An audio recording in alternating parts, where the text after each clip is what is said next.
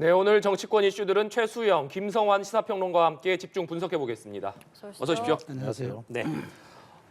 윤석열 대통령이 어제 외교국방 업무보고에서 자체 핵보유 가능성을 언급을 했습니다. 먼저 듣고 대담 시작하도록 하겠습니다. 더 문제가 심각해져가지고 여기 뭐 대한민국에 무슨 전술핵 배치를 한다든지 우리 자신이 자체 핵을 보유할 수도 있습니다.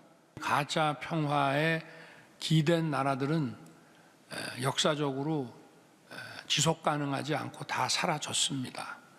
종전 선언이네 하는 그 상대방의 선의에 의한 그런 평화에서 완전히 벗어나서 네, 윤석열 대통령은 상대방의 선의에 의존한 평화는 가짜 평화라고 언급을 하면서 자체 핵보유의 가능성까지 얘기를 했습니다. 물론 현실적인 선택의 중요성을 강조했습니다만 윤석열 대통령이 이렇게 자체 핵 무장과 관련한 언급을 하면서 이에 대한 상당히 주목을 받고 있는 상황인데 현 시점에서 윤석열 대통령이 이 부분을 거론한 배경은 좀 어떻게 보십니까? 그만큼 지금 그 북핵 안보 위기가 지금 상당한 수준에 와 있었다는 것을 천명한 것이죠. 그러니까 뭐 물론 이제 국방부의 업무보고 외교 국방부 업무보고에 의한 자리였지만 저는 이제 그래요. 북한이 지난 그 윤석열 정부 취임 이후에 계속적인 도발을 미사일을 쏘아대지 않았습니까? 그리고 지금 사실은 7차 핵실험이 임박했다라는 지금 이제 관측도 나오고 있어요. 그런 측면에서 우리 대한민국 국가 원수가 이런 부분에 대해서 물론 전제적인 조건이 있어요. 북한이 이제 임계점을 넘지 않아야 된다는 전제 조건이 있는데 그럼에도 불구하고 이렇게 강력하게 메시지를 낸 것은 미국의 이익과는 사실 좀 부합하지 않을 수 있지만 그럼에도 불구하고 미국이 지금 우리나라에게 보여주는 확장 억제력을 조금 더 제고시키는 그런 순기능 역할을 저는 할 수도 있다고 보고 지금 한반도를 둘러싸고 있는 주변 환경, 특히 중국에도 당신들이 비핵화에 대해서 북한을 압박하지 않으면 우리도 자위권 차원에서 이걸 가질 수밖에 없으니 이 동북아의 긴장이 더 고조되지 않겠느냐. 북한을 설득해라라는 또 그런 간접적인 것도 있어서 전 대통령의 이 말씀은 현실화되기는 뭐 당장 지금 가능하지는 않겠지만 이 강력한 국방에 대한 의지, 그다음에 여기에 대해서 우리의 자위권 확보 이런 측면에서는 국제사회의 엄혹한 어떤 한반도 현실을 알리는 측면도 있고 강력한 우리가 방어력을 우리가 가지고 있겠다라는 그런 선언적 의미이기 때문에 저는 국가 원수의 발언이 뭐 이것이 불안을 뭐 야기한다 이런 것보다는 오히려 원론적 입장에서 상당 부분 여기에 대한 강력한 의지천명이다. 좀 그렇게 해석이 되고 있습니다. 네. 김성환 평론가께서는 어떻게 들으셨습니까? 안보는 말로 되는 게 아니죠. 그러니까 안보는 실력으로 하는 겁니다. 근데 윤석열 대통령 발언을 보면 너무 호전적이에요. 제가 볼 때는. 이렇게 해버리면 결국 북한은 더 호전적으로 나올 것이고요. 악순환에 빠질 가능성이 이제 높아지는 거 아닌가 이렇게 걱정이 되고요. 현실적으로도 우리가 핵을 보유하겠다고 하면 미국이 용인할 수 있겠습니까? 그러니까 미국과 일본이 어제인가요? 뭐라고 입장 발표했습니까? 한반도의 완전한 비핵화 얘기했었잖아요. 북한 비핵화를 얘기했었어요. 북한 비핵화를 얘기하고 있는 마당에 윤석열 대통령은 우리가 물론 전제 조건이 있기는 했지만 핵 보유할 수 있다고 얘기하는 게 그게 과연 용인이 될 수 있겠습니까? 현실적으로도 쉽지 않은 얘기인데 뭐 물론 전제를 달았다고는 하지만 이런 식으로 대통령이 얘기하는 게 이게 과연 맞는 거냐.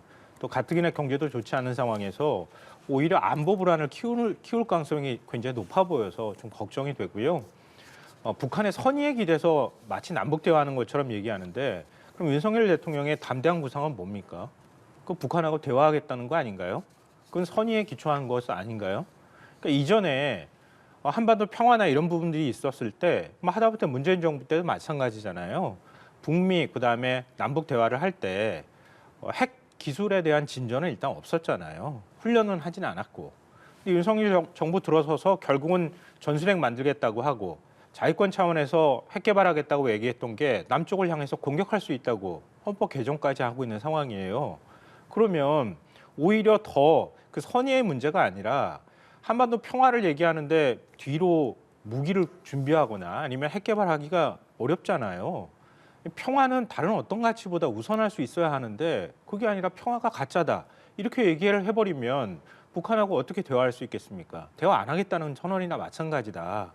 이런 식으로 가게 될 경우에는 뭐 군비를 오히려 확장하는 정책으로 가게 될 것이고 남북 간의 위기는 더 고조될 수밖에 없다. 그런 점에서 저는 매우 우려스럽다 이렇게 생각합니다. 네, 말씀해주신 것처럼 윤석열 대통령 오늘 이 자리에서 상대의 선의에 의한 평화는 가짜 평화다 이렇게 주장을 했는데 결국 지난 정부에서 추진했던 한반도 평화 프로세스에 대한 어떤 비판으로 좀 보입니다. 어떻게 보셨습니까? 그렇죠. 지난 그 대화를 기점으로 갔던, 그러니까 북한의 비핵화를 요구했지만 어떤 정확한 그런 이행 과정들이 담보되지 않는 것들에 대한 평화 선언들은 그것은 허구일 수밖에 없다라는 점을 분명히 각인시킨 거고요. 윤석열 대통령은 후보 시절부터 이런 말을 했었습니다.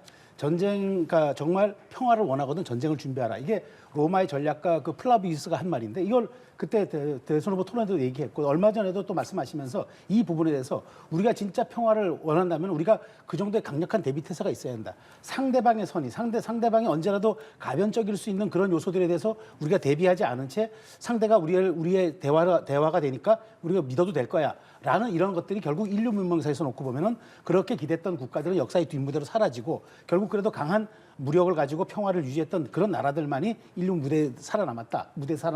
이런 점들 강조한 거기 때문에 저는 대통령의 저 말씀은 이제 과거처럼 우리가 북한의 선의에만 기대고 그러니까 말하자면은 9.19 군사비도 우리가 판문점 선언에 따른 그런 이제 후속 조치로서 한 것인데 북한이 다 형해를 해버리지 않았습니까? 근데 우리가 할 수 있는 건 그걸 쳐다보는 것밖에 없었어요. 그렇기 때문에 지금 강력한 우리 자유권도 이야기한 것도 북한이 조금만 도발한다면 100배, 1000배로 우리가 우리가 바로 대응을 해줘야만 북한이 거기에 대해서 이제 억제력을 갖는 거지. 우리가 말로만 북한이 핵을 개발하지 않으면 북한이 이제 뭐 본인들 우리 없습니다라고 얘기한다고 그것을 순수하게 믿고 가는 것 이것은 국제사회 룰에서는 그 맞지 않는다. 우리가 힘에 의한 균형은 우리가 언제라도 힘을 가졌을 때만 유지되는 거다. 그런 점에서 저는 뭐 가짜 평화라고 이제 얘기한 것은 저는 뭐 불안한 평화, 그다음에 정확하게 평화가 담보되지 않는 평화 이런 것들은 대통령으로서는 수사하기지 결코 엄혹한 국제 정치의 현실 속에서는 그게 존재하지 않는다. 그 말씀은 강조한 것으로 보입니다. 윤석열 대통령은 안보를 굉장히 1차원적으로 보는 것 같아요. 제가 볼 때는 우리가 힘 키우면은 절대 저쪽에서는 도발하지 않을 거고 도발하면 100배, 1000배 응징해주면 그러면 한반도에 평화가 올 것이다. 이렇게 착각하고 있는 거 아닌가 싶은데요. 그렇게 쉬울 것 같았으면 이미 한반도에 평화가 100번은 오고도 남지 않았겠습니까? 그만큼 풀기 어려운 문제인 거예요. 그러니까 한반도 평화라고 하는 건 동북아 질서와 관련돼 있는 겁니다. 그 동북아 질서, 신냉전 질서 안에서 우리가 그러면 어떻게 한반도 평화 체제를 구축하는 게 맞는 거냐, 또 한미일 군사 협력을 어느 정도까지 하는 게 맞는 거냐, 그러니까 일본하고 군사 협력하는 게 과연 우리로서 어떤 위험 부담을 질 것인가 여러 가지 숙제가 남아 있는 거고 그거는 아주 디테일하게 움직여야 될 필요가 있는 거거든요. 그런데 그냥 일본 끌어들여서 한미일 군사 동맹하면 그러면은 한반도에 평화가 찾아오고 더 이상 북한이 뭐 일종의 핵 공포에나 핵 균형을 맞추는 것처럼 그렇게 할 수 있을 것처럼 하는 거는 제가 볼 때는 너무 순진하고 지나친 착각에 가깝다 이렇게 생각하고요. 과거에 뭐 아시다시피 미국 정부의 트럼프 대통령하고 북한하고 같이 대화했던 거예요. 싱가포르 회담이나 하노이 회담 역시 마찬가지였고요. 그럼 북미 대화가 되지 않으면 결국 한반도 평화가 이루어질 수 없고 한반도 냉전 질서 자체를 그 판을 짠 것도 결국 미국이기 때문에 북한 입장에서는 대북 제재를 해제하기 위해서는 미국과 어떤 방식으로든 대화를 할 수밖에 없었던 거예요. 그럼 우리가 주가 되기보다는 오히려 미국이 주가 되어 있는 상황이기도 하다는 거예요. 윤석열 대통령 얘기는 우리가 마치 뭘 다 하면 한반도에 뭐 아무것도 뭐 북한이 도발도 하지 않고 그리고 난 다음에 뭔가 공포의 균형이 있고 나면 그러면 우리는 잘 살 수 있는 것처럼 이렇게 착각하듯이 얘기하고 있는 것 같은데 그렇게 순진하게 얘기한다고 해서 한반도 평화가 저는 결코 오지 않을 거라고 생각하고요. 뭐 우리가 얘기했던 것처럼 언제까지 우리 후손들도 한반도에 이렇게 섬처럼 반도에 갇혀 있는 국가로 살아야 됩니까? 그렇지 않은 국가를 만들어주기 위해서 그러면 우리가 어떻게 할 것인지 기본적인 그런 철학조차도 저는 배경에 깔려있지 않은 그런 발언이다. 굉장히 위험한 발언을 계속하고 있다고 생각합니다. 네, 주제를 좀 바꿔서요. 민주당 이재명 대표가 오늘 신년 기자회견을 열었습니다. 듣고 대담 이어가도록 하겠습니다. 정부는 말로는 협치를 내세우면서 권력기관을 동원한 야당 파괴, 정적 죽이기에 골몰했습니다. 국민과 야당을 대화 상대로 인정하지 않는 이상 국정 난맥과 위기는 반복될 수밖에 없습니다.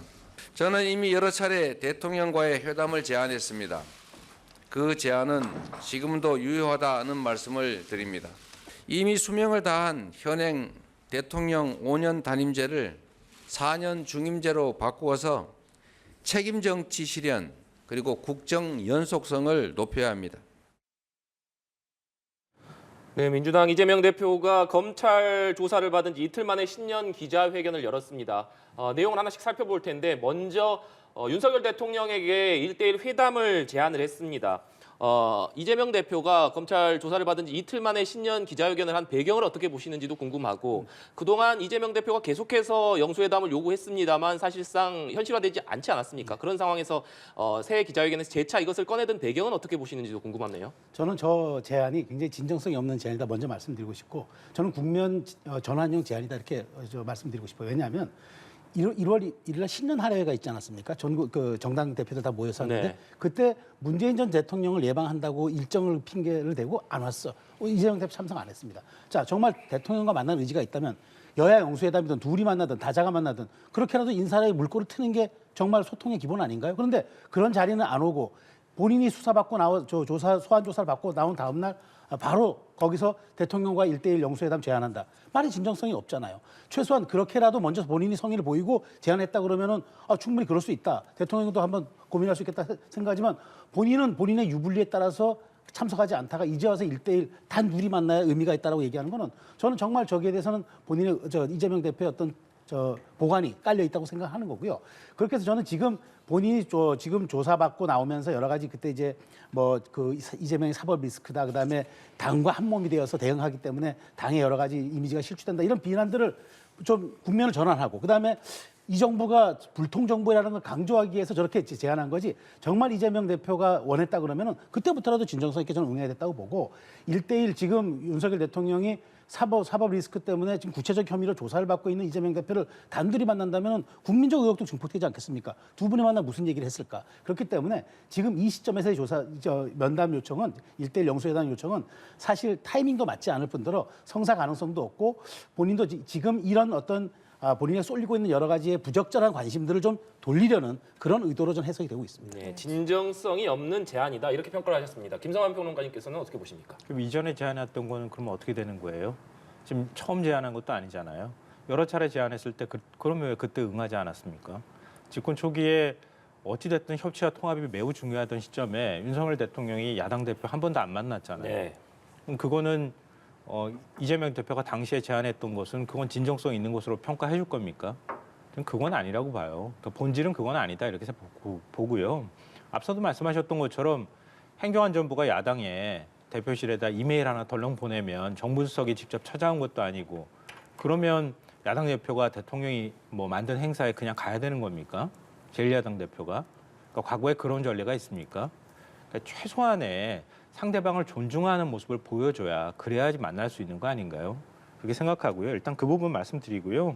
그리고 이재명 대표가 일단 여야 영수회담을 제안한 것은 그동안에 어찌 보면 윤석열 정부 출범 이후에 윤석열 대통령이 집권 이후 한 7개월째 되고 있는 상황인데 야당으로서 존재감을 제대로 못 보여줬던 거예요. 그리고 지금 이제 사법 리스크나 아니면 방탄 이런 얘기들을 끊임없이 여당에서 하는 것처럼 이재명 대표가 이제는 좀 사법 리스크에 끌려가지 않고 민생이나 이런 것들 챙기고 또 윤석열 대통령이 3대 개혁 얘기하고 있잖아요. 결국은 민주당이 협조 없이는 3대 개혁 어떻게 할 겁니까? 법 개정도 안 되는데. 그런 데 있어서 같이 머리 맞대서 한번 풀어보자. 이런 이제 제안을 한 것이다 이렇게 생각하고요. 정치적 의미로는 그런 면에 있어서 민생이나 정치화도까지 같이 던지면서 국정 주도권을 좀 회복하는 게 좋겠다. 이런 정치적 판단도 같이 있었을 거라고 생각합니다. 네, 더불어 이 자리에서 이재명 대표는 대통령 5년 단임제를 4년 중임제로 바꾸고 결선 투표제를 도입하자라는 개헌을 또 주장하기도 했습니다. 지난 첫 교섭단체 대표 연설에서 또 꺼냈던 개헌론을 또다시 꺼냈습니다. 그 배경은 좀 어떻게 보십니까? 윤석열 대통령이 올해 신년에 중대선거구제라는 그 정치개혁 화두도 또 던졌단 말이에요. 네. 그 노동연금, 교육이라는 3대 개혁 과제 외에도 우리 정치가 조금 뭔가 이 극단적인 진영 논리에서 탈피하고 승자독식의 이런 구조를 바꾸기 위해서는 중대선거구제가 필요하다 했는데 이재명 대표가 여기 대해서 잠깐 멈칫멈칫했어요. 왜냐하면 본인은 여기에 대해서 과거에는 좀 찬성 발언하다가 여기에 대해서는 조금 머뭇거리면서 이재명 대표는 중대선거구제보다는 소선거구제 관심 있는 거 아니냐 이런 얘기들이 나왔죠. 그러다 보니까 본인이 여기에 대해서 뭔가 맞불을 놔야 되겠는데 그러다 보니까 좀 휘발성이 높은 이슈죠. 4년 중임제 그리고 이제 거기다가 결선 투표제까지 도입하는 개헌론을 꺼냈는데 사실은 이런 것들은 원포인트 개헌으로 될 문제는 아니고 이거는 사실 정말 엄청나게 숙성된 여론이 있어야 되고 국민적 합의가 있어야 되고 여야의 아주 긴 지고지난한 그런 과정들이 선행돼야만 있을 수 있는 일인데 이렇게 화두로 툭 던진 거는 나도 정치계에 관심 있고 내가 정치계에게 어떤 나도 하고자 의욕이 있다. 이렇게 윤석열 대통령이 중대선거구제 화두에 대한 어떤 말하자면 맞불로 생각이 되기 때문에 저는 그리고 이게 현실 가능성이 있느냐. 물론 뭐 여야가 합의해서 할 수 있다 그러면은 뭐 현실 가능하겠죠. 그렇지만 지금 5년 단임제에서 4년 중임제로 가는 이런 것들은 어떤 우리 정치의 근본적인 체질, 그다음에 우리 국민의 여러 가지 이제까지의 선거에 대한 패턴, 이 모든 것을 송두리째 바꾸는 이른바 정치 지형을 통째로 바꾸는 그런 제도이기 때문에 정말 뭐 결선 투표제라든가 4년 중임제 얘기 뭐 야당 대표로서 신년에 꺼낼 수 있는 정치계의 의제였지만 본인조차도 저는 현실성을 그렇게 가지고 얘기는 꺼내서 그래 보진 않아요. 다만 윤석열 대통령의 개혁 이미지에 맞서는 야당 대표의 모습을 보이고 싶었던 그런 의도가 아니었나 저는 생각합니다. 너무 부정적으로만 얘기하시니까요. 제가 자꾸 정반대 얘기만 할 수밖에 없는 이런 상황이 되는데요. 개헌은 끊임없는 화두였었던 상황이기도 하죠. 그러니까 이전에 어떤 대선 후보도 다 역시 개헌 얘기를 꺼냈었고요. 김진표 국회의장도 개헌 얘기를 꺼냈었잖아요. 불과 얼마 전에. 그러니까 개헌은 굉장히 중요하기도 하고 사회적으로 지금 다시 한번 개헌 논의를 할 때가 되긴 했다고 하는 것은 공감대가 저는 있다고 생각해요. 근데 윤석열 정부에서 만약에 개헌한다고 하면 어찌 보면 이번이 마지막 기회가 될 수도 있거든요. 왜냐하면 선거가 없는 해이기도 하고요. 내년에 총선이 있기 때문에 내년 4월 총선 때 같이 개헌안을 국민투표로 붙이는 방안이 있을 수 있기 때문에 그리고 사실 4년 중임제가 된다 하더라도 윤석열 대통령 임기를 굳이 1년 더 단축시키는 방향으로 가지 않아도 논의가 가능할 수준이 되지 않을까 이렇게 생각하거든요. 그리고 사실 개헌안은 문재인 대통령이 개헌안을 발의하기도 했어요. 그리고 가장 기본적인 어떤 텍스트가 될 만한 개헌안이 이미 나와 있는 상황입니다. 그러니까 윤석열 대통령이 중대선거구제 얘기를 하고 있지만 그것도 역시 정치 기득권을 내려놓겠다고 하는 선언인 거잖아요. 자연스럽게 개헌 얘기랑 연결될 수밖에 없는 거예요. 그러니까 기왕 논의할 거면 선거구제만 논의하는 게 아니라 개헌과 같이 논의하는 게 오히려 원칙상 맞는 거 아닙니까? 네. 그러니까 그런 기회를 너무 이건 현실 가능성도 없고 뭐 그러니 이건 아무 의미 없는 거다 이렇게 한다고 하면은 너무 좋은 기회를 그냥 날리는 거 아닌가 이렇게 생각이 되고요. 그러니까 선거구제 논의할 때 개헌 문제도 같이 좀 논의할 필요가 있겠다. 그런 문제에 있어서는 좀 진정성 있게 받아주고 난 다음에 논의를 시작하는 게 맞지 않을까 그렇게 생각합니다. 네. 주제를 국민의힘 전당대회 얘기로 좀 넘겨보도록 하겠습니다.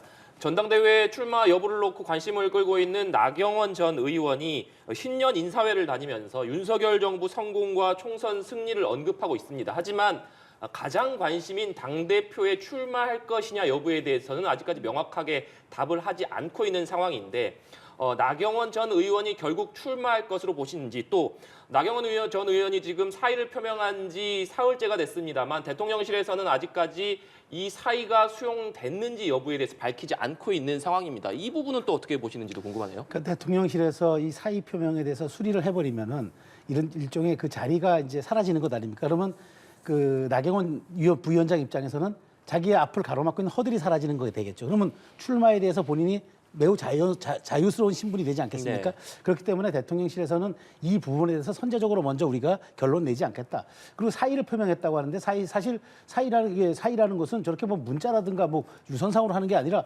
실제로 저렇게 대통령 직속의 정부위원회는 행안부로 보내가지고 그것이 인사혁신위를 거쳐가지고 대통령이 최종 재가를 해야 된단 말이죠. 그럼 또 형식적인 논리도 있는 부분이기 때문에 나경원 의원은 저렇게 해놓고 지금 여러 가지 고심하고 있는 그런 어떤 현장에서 일종의 지금 본인도 선택지로서 사의를 표명했다 이렇게 네. 얘기를 하는 것 같고 정말 본인이 출마할까 불출마할까는 이제 본인의 마음만 알겠지만 저는 그래요. 이렇게 저는 당의 주요 행사에 지금 부위원장 직함을 갖고 다니면서 저렇게 마치 지금 저울질하는 듯한 모습은 저는 바람직하지 않다고 봅니다. 그러니까 본인이 뭐 3개월 전에 결단을 내려서 아예 이 대표 이 부위원장직을 맡지 말고 그냥 당권 도전 선언했으면 모를까. 지금 저렇게 좌고우면하는 모습은 지금 당내 뭐 저는 이제 그래요. 저 관심을 높이는 데는 도움이 되겠지만 이런 부분에 대해서 저는 본인이 설 전에 결단하겠다고 했는데 저는 14일 날 대통령께서 출국하시니까 이런 부분에 대해서는 대통령 직속의 부위원장인 만큼 거기서 출마든 불출마든 선을 분명히 그어주는 게 맞는데 국민의힘 입장에서 본다면 나경원 의원이 출마하는 건 흥행에 도움은 되겠죠. 아무래도 저 출마 여부를 가지고만도 이렇게 관심이 높은데 만약 출마한다고 하면 관심이 높겠지만 나경원 의원 입장에서는 그렇다면 내가 만약 출마했을 때 비윤 스탠스로 갈 건지 아니면 친윤 스탠스로 갈 건지 여러 가지 고민도 많아서 결국 저는 이번 주가 나경원 의원 선택이 가장 큰 고민이 되지 않을까 싶습니다. 전 대통령실이 출구를 뚫어줬다고 생각해요. 그러니까 나경원 전 의원이 출마할 수 있는 출구를 뚫어준 게 아니고요. 출마를 못하는 명분을 만들어주기 위해서 그랬던 거 아닌가 그렇게 생각해요. 그러니까 만약에 대통령이 사의를 수용한다고 하면 결국은 저출산 고령사회위원회 부위원장 자리를 내놨다고 하는 얘기는 당대표 출마에 전제 조건으로 내놨다 이렇게 해석이 될 수밖에 없는 거잖아요. 그러니까 대통령이 그걸 사표를 수리했다고 하는 얘기를 언급을 해버리면 그러면은 이번 전당대회 때 출마하라는 메시지가 돼버리는 거잖아요. 그러니까 대통령이 사의 수용하지 않았다, 아무런 언급도 하지 않았다 이런 방식으로 나중에 결국은 나경원 전 의원이 당대표 출마를 하지 않을 수 있도록 해준 것이다 이렇게 생각하는데요. 이 얘기를 또 거꾸로 얘기하면은요, 대통령실이 여당 전당대회에 이렇게 개입해도 되는 건가라고 하는 비판에서 자유로울 수 없다고 생각해요. 그러니까 대통령실이 처음에 사의 표명했다고 하는데 사의 우리 뭐 얘기 듣지도 못했다고 얘기하다가 또 갑자기 또 이렇게 얘기를 합니다. 사의 표명한 거는 우리가 들었지만 사직서를 내지는 않았다. 이거 얼마나 좀 구차해요. 그러니까 굳이 이렇게까지 해야 되나 싶어요. 그러니까 이건 대통령의 이른바 여당의 상황도 아니고 그런 시대는 이미 지나갔잖아요. 뭐 당 총재직도 아니고요. 대통령이 당대표 내가 마음에 드는 사람 뽑겠다고 해서 이미 다 정리된 판에 출마하지 말라고 하는 메시지를 굳이 이렇게까지 던져야 되는가. 이건 바람직하지 않다고 생각하고요. 정치의 퇴행이라고 생각합니다. 그러니까 너무 지나치게 메시지는 이미 다 나왔다고 생각하지만 너무 지나치게 개입하려고 하는 것, 당무 개입하는 것은 결국 국민의 반발로 연결될 수 있기 때문에 좀 조심할 필요가 있다 이렇게 생각합니다. 네. 한편 지금 국회에서는 이태원 참사 유가족과 생존자들이 참여하고 있는 국정조사 공청회가 진행되고 있습니다. 앞서 국회 기자 연결해서 여러 상황을 좀 들어봤습니다만 그 국정조사 공청회를 비롯해서 이번 국정조사를 좀 어떻게 보고 계신지도 궁금하네요. 그 여야가 마지막에라도 극적으로 합의해서 네. 이제 이렇게 그 공청회를 청문회 형식의 공청회를 열었는데 뭐 유가족들도 오셨고 그다음에 생존자, 그다음에 일부 상인들도 오셔서 현장의 어떤 재구성이라든가 거기에 대해서 정말 우리가 사고를 어떻게 좀 더 확산하지 않도록 하지 수 없나 그런 것들이 꼼꼼히 볼 거예요. 그래서 저는 어쨌든 그래도 논란이 있었지만 여야 합의에 의해서 청문회가 마무리되고 그다음에 16일 날 이제 청문 보고서가 채택이 돼 국조 보고서가 채택이 돼서 17일 날 마무리하는데 어쨌든 오늘 그 정말 아주 핵심적인 관계자들이 나온 그런 청문회이기 때문에 공청회이기 때문에 좀 꼼꼼하게 좀 들여다보고 그래서 여야 합의로 정말 생산적이고도 앞으로 이런 재발 방지를 막을 수 있는 그런 국정조사의 최종적인 그런 그 보고서 채택이 이루어졌으면 하는 바람이고요. 어쨌든 저는 여야 합의로 이루어졌다는 점에 대해서는 이번에 국정조사가 논란이 있었지만 상당히 그래도 순기능적 요소가 많았다 그렇게 평가하겠습니다. 지금에서야 유족들 불렀다고 하는 게 이게 말이 되는가 이런 생각을 먼저 했고요. 저희 생방송으로 지켜보면서 숨이 안 쉬어져가지고 저는 개인적으로 너무 마음이 아프고 다 답답했습니다. 그러니까 유가족들이 왜 그동안에 호소를 해왔는지 그대로 그냥 다 보여줬잖아요. 그러니까 사고가 났는데 그 초동 대처를 어떻게 했는지 내 가족이 어떻게 숨지게 됐는지 그 과정조차도 지금 전혀 알지 못한다고 얘기를 하고 있고요. 정부는 뭘 했는지 하다못해 유가족 한번 불러가지고 사건 전후와 개요는 이렇게 됐고 이렇게 사후 대처를 했는지에 대해서 한 번도 설명해 주지 않았다고 하는 유가족들의 피 맺힌 얘기를 이거를 지금에서야 듣는 게 이게 말이 되는 건가 이런 생각을 하고요.